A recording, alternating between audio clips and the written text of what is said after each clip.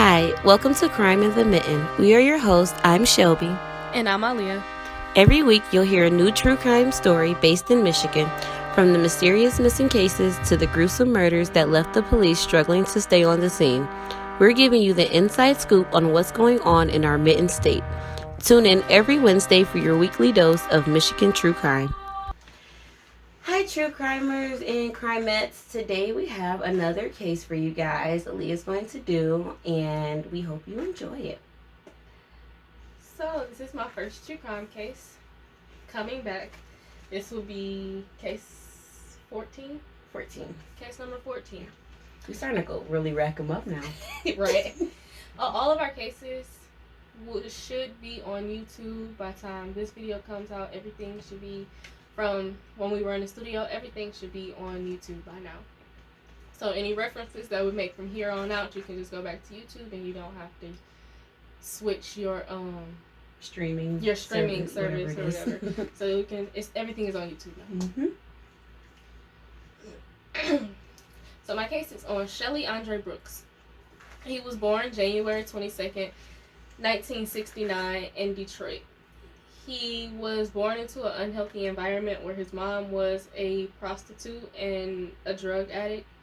And at the age, when he was 14 years old, when Brooks was 14, his mom just up and left him with her mother so she could go live with her boyfriend.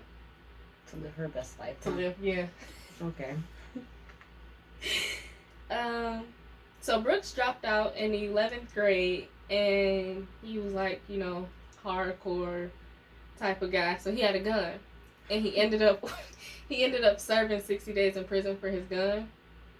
And after that, after his release, he just decided to live on the streets.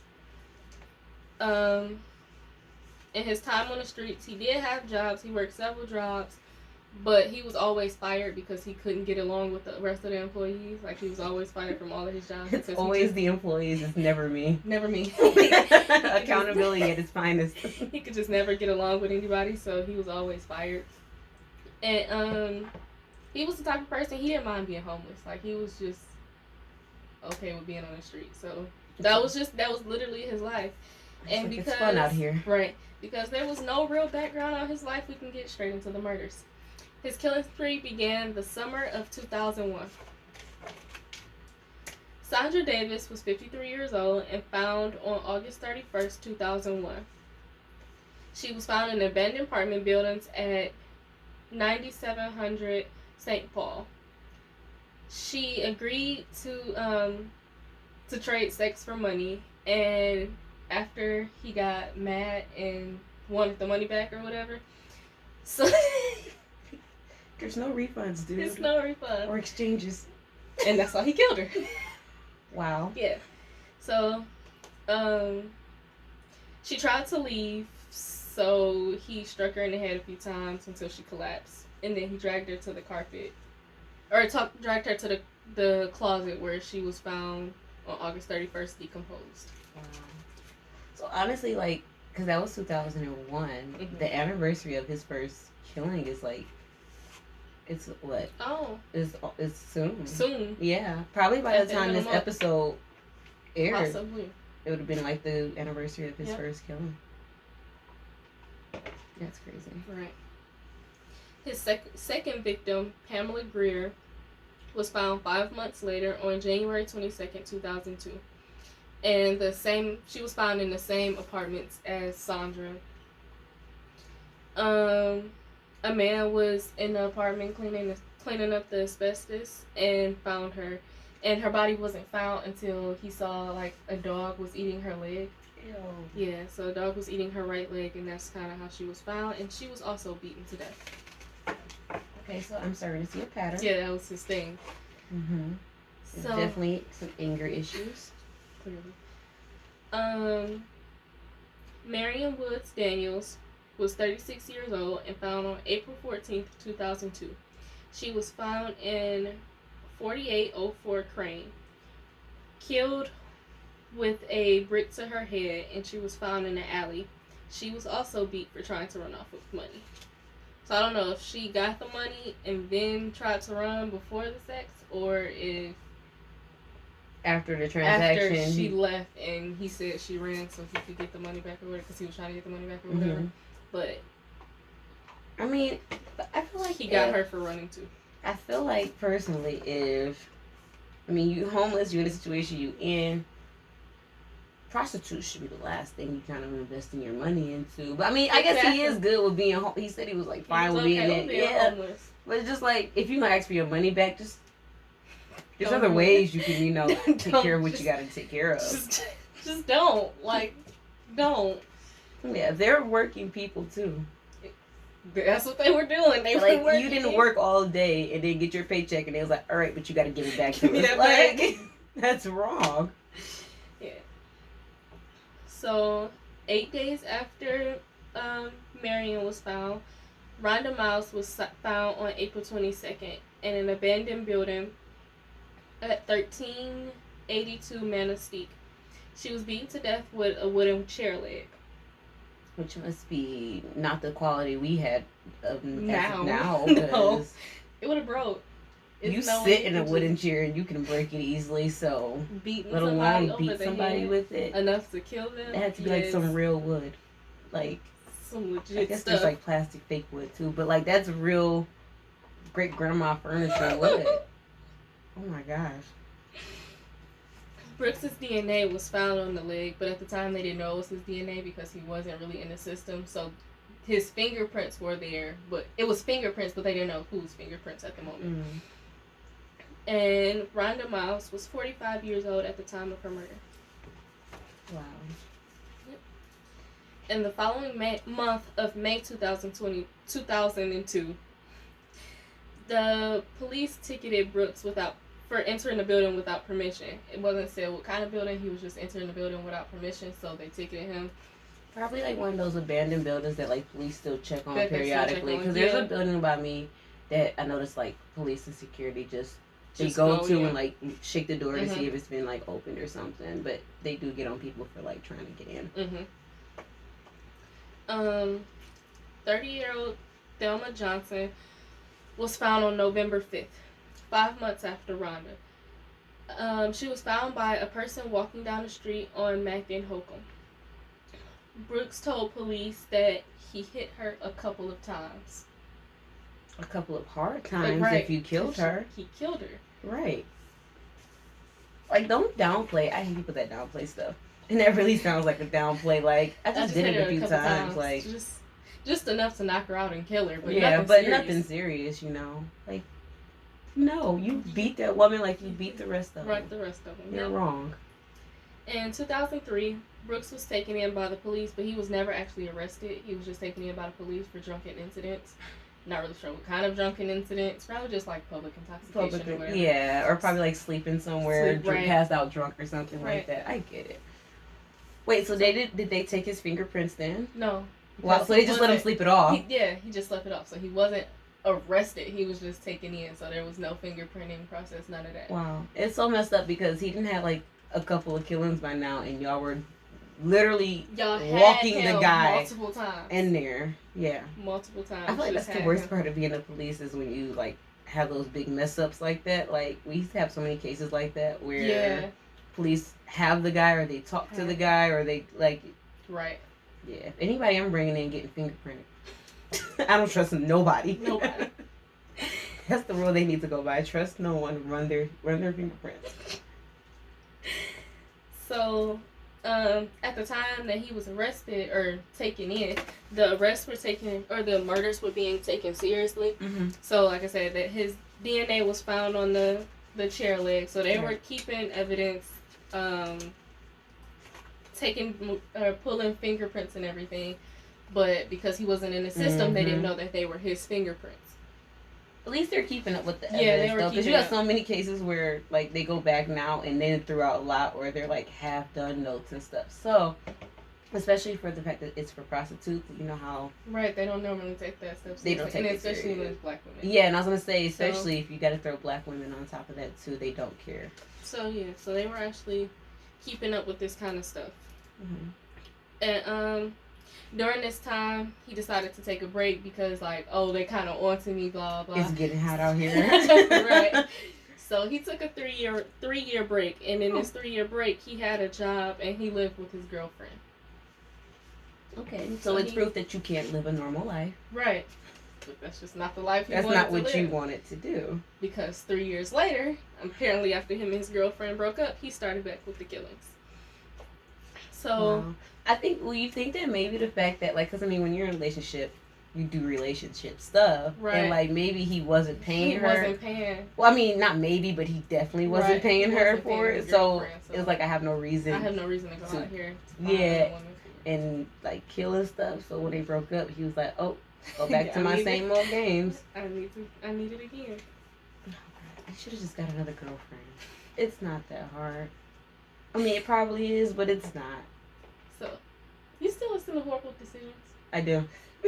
When they talk about homosexuals, guys who just go from girl to girl for a house. That's what they call them. I call it house hopping. They call them homosexuals because they're homeless or like don't have anything, and then they just constantly go from girl to girl just to stay with them. Oh wow, that takes a lot of like. If you took that thinking process and put it into, I don't know, something productive, you know?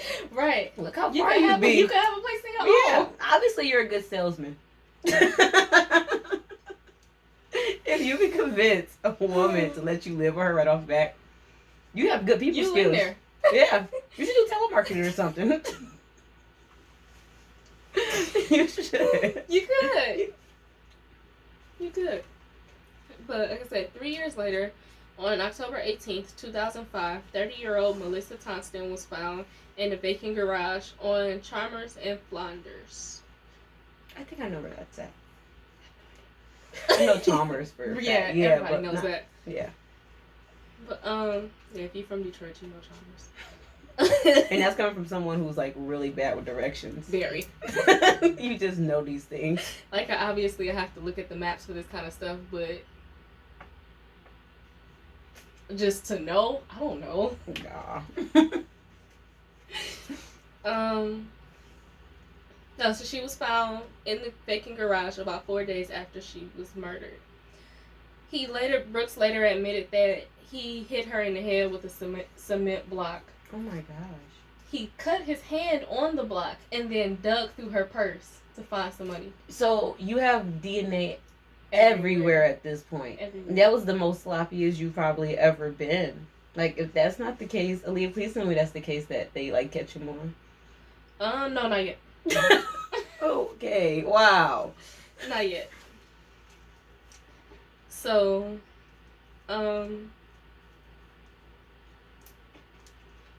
soon after, an unidentified, still to this day, an unidentified woman was found at 2646 Harding.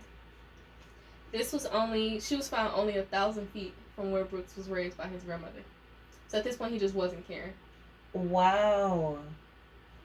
You don't care. Like, yep. Did they say if his grandma was, like, still, I don't know, I kind of doubt it. They didn't at the say. age he is. But, like, that is so disrespectful to do something like that, like, so right where the lady that raised you, like, and she didn't have to. Like, didn't. That's why foster care is, like, such a big thing, because people are like, I don't want to take you in. Yeah, like, yeah. Okay. That really upset me, because she didn't have to take you in. Don't right. disrespect her space. Right. Alive or not. And it was like a neighbor, because this is not like abandoned buildings and stuff, so people actually heard screams 3 weeks before it had reported screams, but like, I guess that part wasn't really looked into to know where the screams coming from. Right. I mean, we live in Detroit. We hear a lot of random stuff all the time. I heard random. I didn't know yesterday if it was 3 in the morning. I didn't know if I heard fireworks or AK. Very extreme. Like, you know. When we went out the other day, it was just random fireworks. It was for on the no street. reason. And we didn't know it was fireworks until we rode down the street and we seen smoke and we were like, okay, it's safe to drive this way. Smelled it. Yeah. I'm like, what? Just fireworks. Like, that's a thing in the summer, because like August. Yeah, we don't stop until a good September. It's cold outside. But he killed her because he wanted his money back, so he choked her and beat her to death. And when they were questioning him on this woman, he said he didn't remember who she was.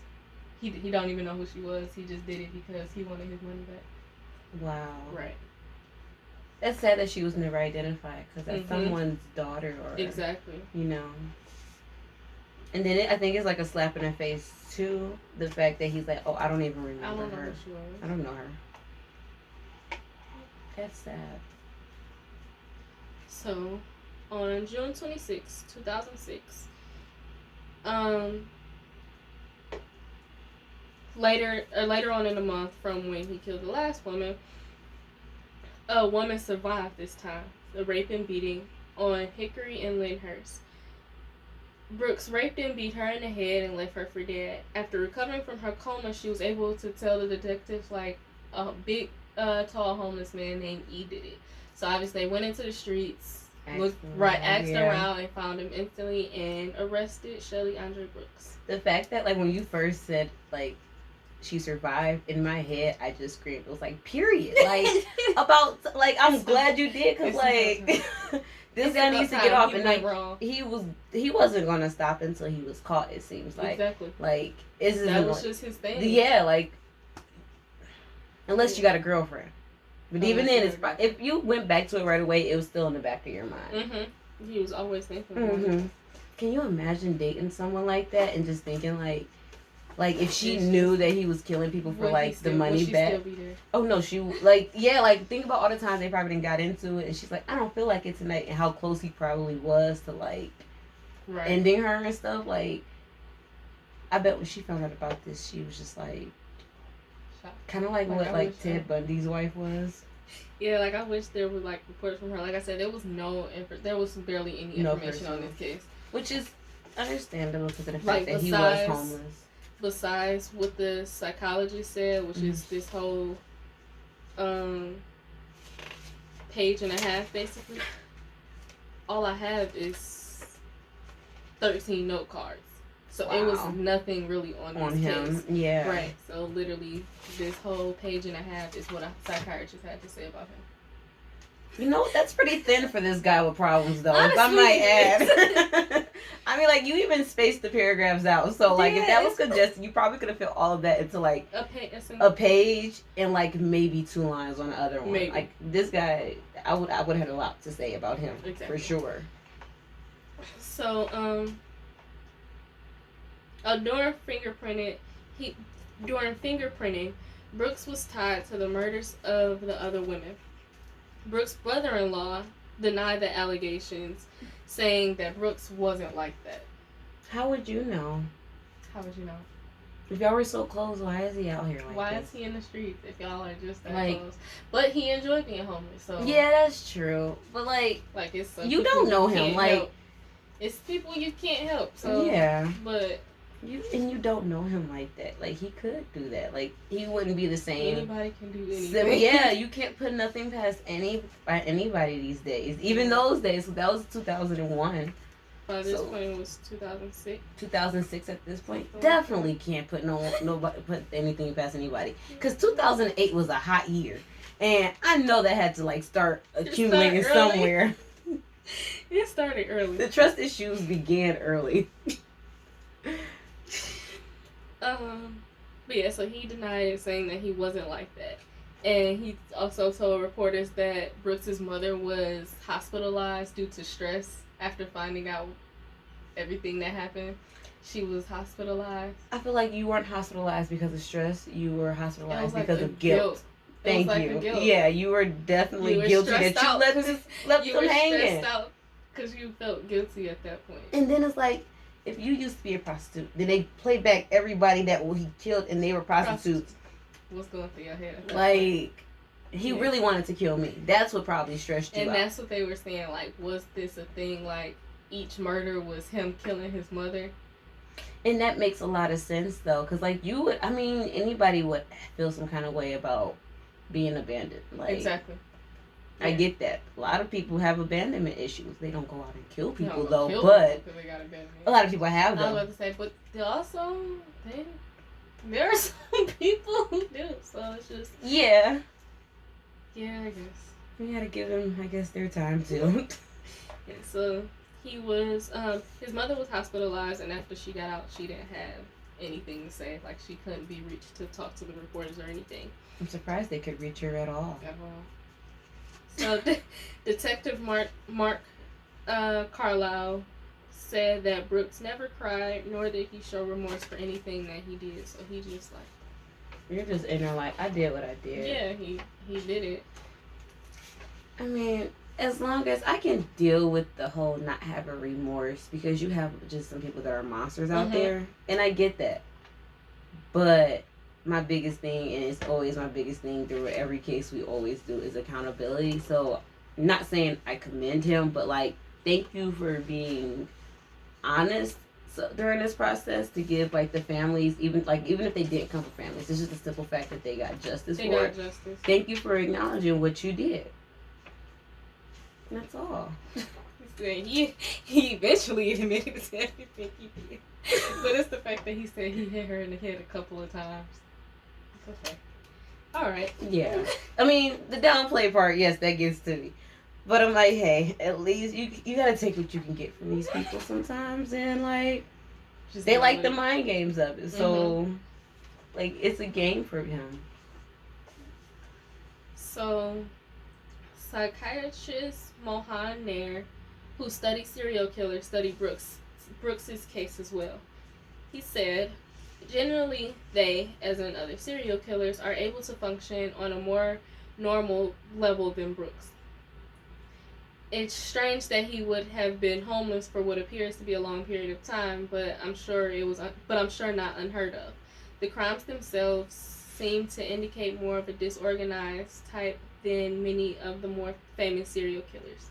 He seemed to bring his victims to a scheduled area, kill them, then leave them there, not making a great effort to hide their bodies. Most were found by passerbys or folks who located them without having to try such a great deal, having to search for such a great deal. One of the hallmarks of a disorganized serial killer is that he doesn't create separate scenes for initial contact, attack, or body disposal. In Brooks's case, it would appear that this held true, since he undoubtedly led them to vacant buildings, killed them, and left them there. He also did not appear to take any of the stereotypical trophies that are associated with more organized serial killers who take jewelry, body parts, or other mementos with them so they can relive the thrill of the kill again and again. Wait, so I know that like that's one way to do it, but like the fact that they caught him at a building where like they found a body at, like, could he been? Well, no, it wasn't a body there. No, it wasn't a body there. He was just caught going inside, probably looking for somebody somewhere to hide one next. Yeah, or somewhere maybe. For the next. Because I say it seemed like he could have at least revisited the crime scenes or something. Maybe possibly. We don't know if he did that. Yeah, because that's also the apartment building. He went there twice. 2 bodies were found. Yeah, that's what I'm saying. Like, maybe he did like have some of those characteristics, but it wasn't like pointed out as those. Because like that's definitely a sign of returning back to the scene. Like that's one thing that police always use.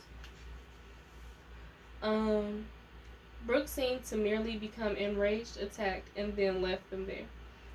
As we see from the information released from his confessions, he would get angry at these women for various reasons because they refused his advances or felt like they were trying to cheat him, and he would attack. I don't see how they were trying to cheat him. Like, there was a set price from the beginning. I was gonna say, dude, this is like the grocery store. It's a set price. Like, don't what's come being here cheated? Bargaining with me. You're not being cheated. You agreed to it. Yeah, they know their worth. So you agreed to this price. Beforehand. So what's being cheated? I really just feel like this is like the definition of when we're like we give our numbers to people because we don't want them to kill us. You have so many men out here that are so scared of like being rejected and stuff like that. They don't know how to take it. They don't know how to take rejection. We get rejected all the time. Like, you don't see us flipping off and stuff. There was a case recently. Okay, never mind. But before this case went up at that time. Right. But no, that's definitely insecure. Ego. Yeah. Well, Oh, well. Like, ego can't get in the way of much now, huh? Right. This would also help explain why others did not believe him capable of doing such horrific acts. If there were no triggering events, Shelly Brooks is probably a mild-mannered and quiet man, but when provoked, he quickly becomes belligerent. This also would have not been something he would have done with what he viewed as a stronger person, either another male or a confident female, which is true. Like, all of these stories are women. It's not like he never got mad at somebody for shorting him on drugs and killed them. Yeah, it was prostitutes. This sounds like a mommy issue. Weaker than him. Yeah, it sounds like a mommy issue mixed in with the fact that you're a punk. Because fight somebody that can fight you back. Your size. Yeah.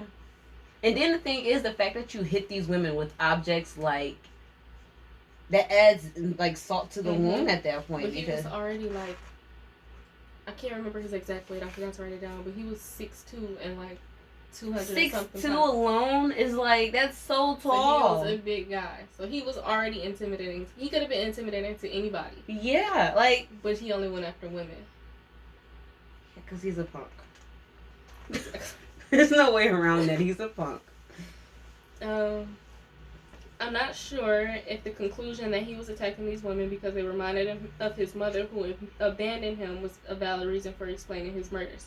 To me, they seem more likely that these women he viewed as weak enough and lowly enough that he could approach without fear or rejection. They were prostitutes and also described as the type who begged for cigarettes. This means they probably would not turn down an opportunity for a few dollars. It doesn't just because they're really desperate in need doesn't make them an easy target. Like, it makes them an easy target, but it shouldn't be. Yeah. Just because you see that don't mean that's what you go after. What you go for. Right.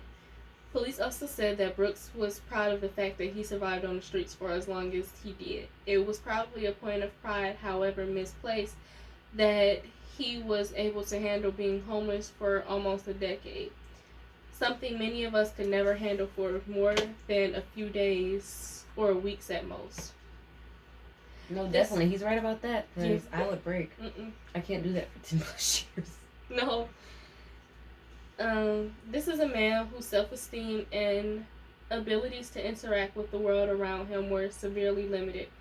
He could not work with anyone and probably felt like everyone looked down on him for being homeless, no matter how stressful he believed himself.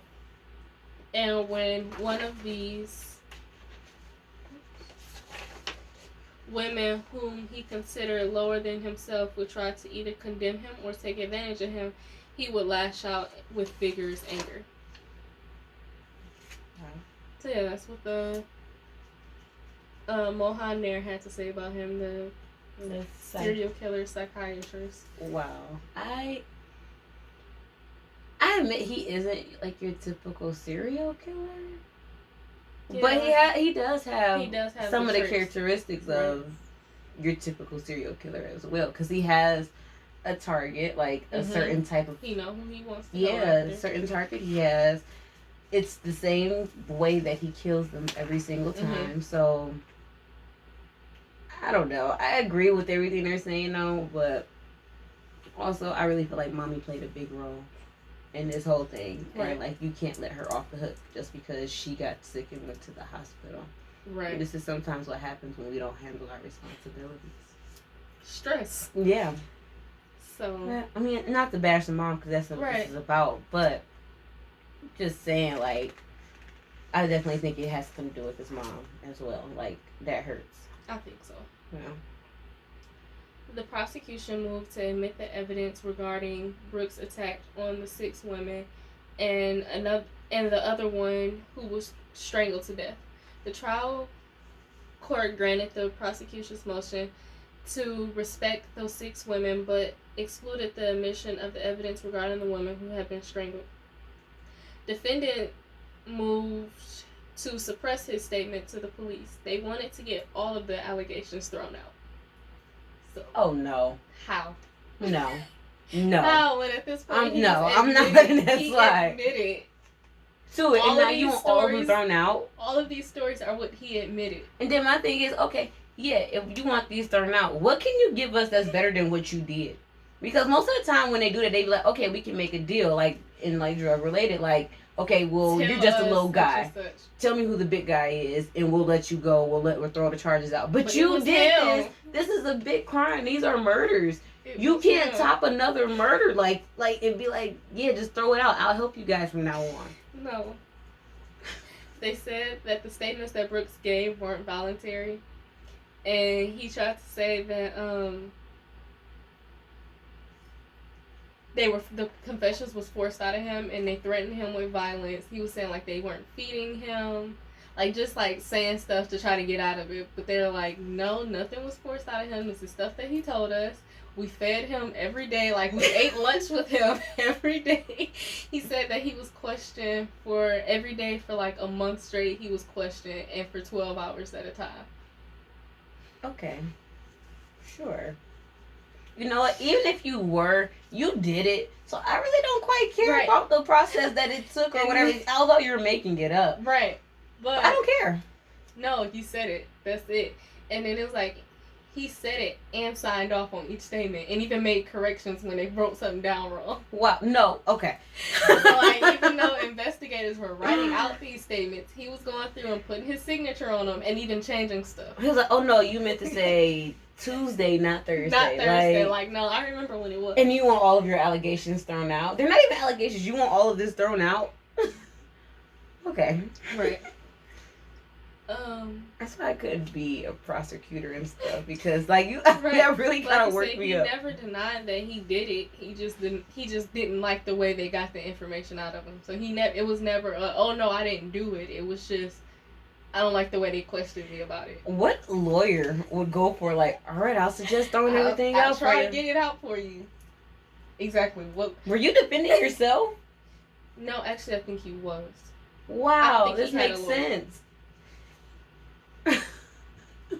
Because I'm like, what person that then went to law school, spend all this money in debt, to sit there and be like, do the one thing that everybody wouldn't do if they weren't a lawyer. No, we're not throwing this stuff out. But in the end, so the judge just threw all of that out. He like, that makes no sense. Let's just continue on with this case. So in the end, Brooks was charged for the murder of Pamela Greer, Rhonda Miles, and the woman who survived. So he was tried first for 33-year-old Pamela Greer's murder. She was the second body who was found in an abandoned apartment building. So he pleaded not guilty as if he hadn't already confessed, and his semen was found inside of her. So just evidence just left there. Yeah, okay, dude. He was really pushing. I really feel like him doing all this stuff is literally just like, you like the attention. Mm-hmm. So you're going to try to keep saying dumb things to like keep the attention on you, because your case is dying down and it's wrapping up. It's a closed shut case at this point. At this point, he's just trying to keep it and going. He's like, yeah, I'm going to give them a run for their money, for the taxpayers' money. But he said that she accepted his money and then afterwards asked for more money. So when she like saw that he was getting upset, she got scared and tried to run. Mm-hmm. Not with the extra money, just with the money he gave her. And she was like running because she saw that he was scared, and that's when he beat her and took the money back. Wow, like it's not even like she got the extra money. She did get the extra money. You don't know what she probably went through to request the extra money. So she probably deserved it. Like, she deserved the extra dollars or whatever it was. Like, dude. He ran behind her and beat her in the head with the brick. And then he claimed that when he dragged her to the room, into the closet, and covered her up with the carpet, that she was still alive. He thought she was still alive. So you tucked her in with the carpet? Just now tucked her in and put her to bed. Put her to bed. She'll wake up later. That is BS. Exactly. Like, it really is. You think she's still alive and you just gonna tuck her under a carpet? Carpet. Not a rug, because this apartment is abandoned. Yeah. Lifted the carpet and put her in it. You're not tucking her in. You're hiding a body. Under carpet, though. Under carpet. How do you hide somebody under the carpet? You have to be so strong to pull up carpet to even think about hiding someone there. Sometimes these cases make our blood pressure go up. Yeah, so he took the money back and left. The jury found him guilty of murder of Pamela Greer. First degree murder here is automatically life sentence without parole. So yeah, he was gone for that. And only a week later, like just getting them done back to back, he was on trial for the murder of 45-year-old Rhonda Miles, who was found in an abandoned building on Manistee. Okay. And he was found guilty for that one as well, and charged for first degree murder as well. So I'm guessing they tried the cases with the DNA together because that's a stronger one. Because if you tried it all together, it's a possibility that it can get thrown out. Yeah, and then it's everything being thrown out. You can do double jeopardy. Right. So smart move. Yeah, he was sentenced to 50 years for the woman who survived his attack. Shelly Brooks is now an inmate at G. Robert Cotton Correctional Facility in Jackson County, Michigan. I've been in Jackson County. Mm-hmm. Jackson County. Well, I'm glad he's still there. Right. And he's going to spend the rest of his life there because... Which he definitely should. Okay. Gotta get myself together. Because insecure men at that really kind of like irritate me. So, if you guys like that episode, if you have any feedback on the episode, if you thought that the psychiatrist was right about what they were saying with him not fitting the same descriptions as your typical serial killer, leave us a comment down below, and don't forget to like, comment, and subscribe too. We love to hear. You grabbed it too. We love to hear your opinion on this case. So, and as before, we're going to do a question from the 2000 questions about me. Mm-hmm. And before we use the number generator, but I'm gonna have you just tell me stop. She's just gonna go right there. Okay, let's see.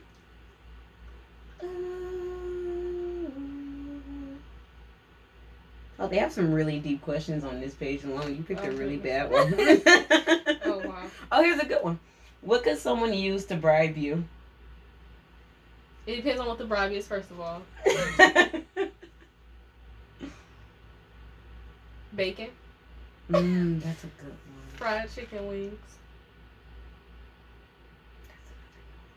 Oh, I want some chicken wings. Obviously money, but like, if you really want me, fried chicken wings or bacon. Or like breakfast potatoes. Oh, you do love breakfast potatoes a lot. She gets breakfast potatoes whenever we go out. And I never really paid attention to it. I'm like, oh, she just got it as a side. That's a normal thing. No, then you made it for me over here. No, with everything. What could someone use to bribe me? I mean, definitely money is on there too, because everyone has a price. Right. But I think the one thing that you could use to bribe me is, it really was food for a long time. I just feel like I haven't been so gaga about food and stuff. But like, yeah, that, and if you take me to my favorite restaurant, that's a really good bribe. I always I can do. My mom has gotten me a babysitter before by promising me that, like, and I was like, I'm definitely not babysitting for you right now. So if you take me to my favorite restaurant, 9 times out of 10 I'll do it probably. Yeah, I'm sold. I'm not picky. Yeah. So that's another episode of Crime in the Mitten. Like Shelby said, make sure you comment your opinion on this case down below. Do you agree with the psychiatrist? Do you not? Do you think his mom had anything to do with his murder? Not like was in on it, but his thoughts for his mom or his feelings towards his mom had anything to do with the murders. And yeah, we love to read them and respond to you guys. And yeah. I'll see you guys later. Thank you for listening to Crime in the Mitten. You can find the transcripts, pictures we've discussed, as well as the links to our references at our website. There, you can also find the links to all of our social media. If you have a case you'd like us to talk about, you can leave a comment down below or go to the Contact Us page of the website and leave a suggestion. Each month, we will choose one for an episode. Please like, comment, and subscribe. It helps a lot.